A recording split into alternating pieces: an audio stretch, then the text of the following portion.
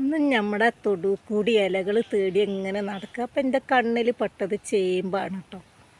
താള് തവര, മുരിങ്ങൻ്റെ ഇല ഒഴിച്ചിട്ട് താള് തവര ചേമ്പൊക്കെ കഴിക്കണം എന്നാണല്ലോ കർക്കിടക മാസത്തിൽ പഴമക്കാർ പറയല്. അപ്പം ചേമ്പാണ് കണ്ണിൽ പെട്ടത്. അപ്പം ചേമ്പും തണ്ട് വെച്ചിട്ട് ഒരു തോരനായാലോ എന്നാണ് ഞാൻ ചിന്തിച്ചത്. ചേമ്പും തണ്ട് വെട്ടിക്കൊണ്ടോട്ടെ.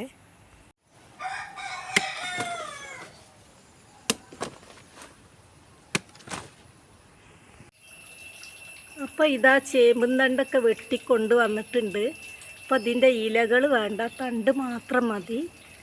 ഇത് താളല്ല, പാൽച്ചേമ്പാണ്. അപ്പം നമ്മുടെ പാൽച്ചേമ്പ് തണ്ടിൻ്റെ തോരനിലേക്ക് വെൽക്കം ടു സിച്ചു വ്ളോഗ്.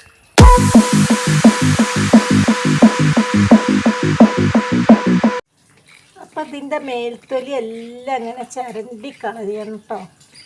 എല്ലാം അങ്ങനെ തൊലി എല്ലാം ചരണ്ടി എടുത്ത് ക്ലീനാക്കി വരണം.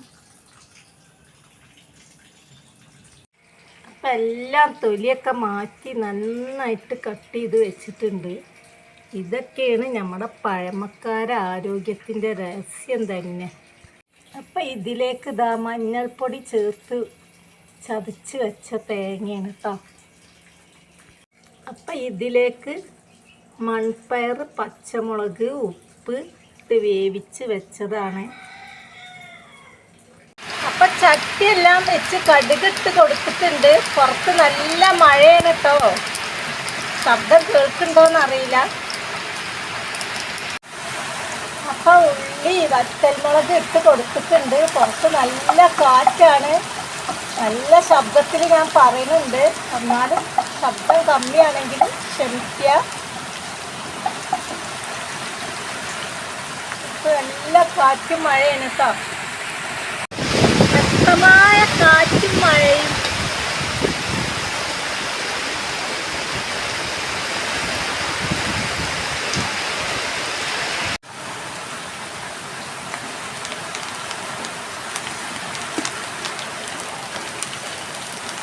ചേമ്പിൻ്റെ ഇല ഇട്ടിട്ടുണ്ട്. അതിന് ശേഷം ഇതാ ആ കട്ട് ചെയ്ത് വെച്ച ചേമ്പിൻ്റെ തണ്ടാണ് കേട്ടോ.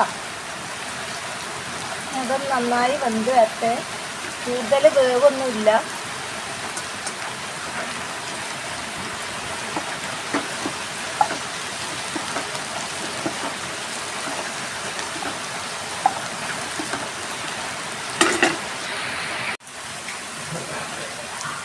അപ്പോൾ ഉപ്പിട്ട് കൊടുക്കുക. അപ്പോൾ വെന്ത് തുടങ്ങിയിട്ടുണ്ട്. അപ്പം ഇനി ഇതിലേക്ക് നമ്മൾ വേവിച്ച് വെച്ച മൺപയർ ഇട്ട് കൊടുക്കുക. അത് നന്നായിട്ടൊന്ന് ഇളക്കി കൊടുക്കുക. അപ്പോൾ നമുക്ക് ധാന്യങ്ങളൊക്കെ നന്നായിട്ട് കഴിക്കണം കേട്ടോ. കർക്കിടക മാസമാണെങ്കിലും അല്ലെങ്കിലും നമ്മളെ ഭക്ഷണത്തിൽ ധാന്യങ്ങളൊക്കെ നന്നായിട്ട് ഉൾപ്പെടുത്തുക.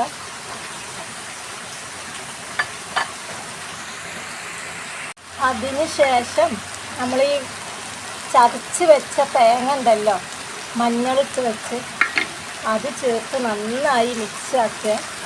അപ്പോൾ ഇടയ്ക്കെല്ലാം നമ്മളെ ഭക്ഷണത്തിൽ നമ്മൾ വാഴൻ്റെ എണ്ണിത്തണ്ട്, ചേമ്പിൻ്റെ അങ്ങനെയുള്ള തണ്ട്, ചേനത്തണ്ട് ഒക്കെ ഭക്ഷണത്തിൽ ഉൾപ്പെടുത്തണം കേട്ടോ. ഇതിലൊക്കെ നല്ല പ്രോട്ടീനും ഫൈബറൊക്കെ അടങ്ങിയ ഫുഡ് തന്നെയാണ് ഇതൊക്കെ. അപ്പോൾ ഭക്ഷണത്തിലൊക്കെ എല്ലാവരും ഇടയ്ക്ക് ഇങ്ങനെയുള്ള തൊടുവിലുള്ള സംഭവങ്ങളൊക്കെ ചേർത്താൽ ഈ തോരനൊക്കെ നല്ല ടേസ്റ്റുള്ള തോരൻ തന്നെയാണ് കേട്ടോ. അപ്പം നമ്മുടെ തോരൻ റെഡിയായി.